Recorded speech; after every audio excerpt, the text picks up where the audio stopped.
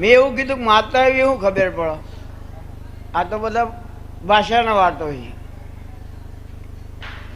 તો સંજય તું કોકને વાતો કરતો હતો, કોક ભાઈબંધ તને વાતો કરતો હતો, હું સાંભળી ગયો.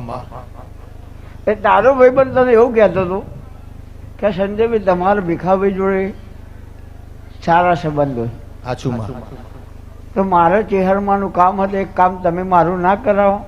એટલે સંજય એવું કીધું કે ભીખાભાઈનું નક્કી નહીં, પણ હું જીગરભાઈ જોડે કોક કરી સેટિંગ કરાય, કારણ કે ગોડો હો કોને ના બતાવો તો સારું. મૂળમાં હોય તો વધુ નહીં, જો બાપુ મૂળમાં ના હોય તો ડખો. એટલે એ ભાઈએ એવું કીધું કે મારે શું કામ હ, તમને સંજયભાઈ ખબર હશે, મને તો ખબર નહીં. એ ભાઈએ તને એવું કીધું કે મારો દીકરો નહીં, મારા દીકરાની ભૂખ.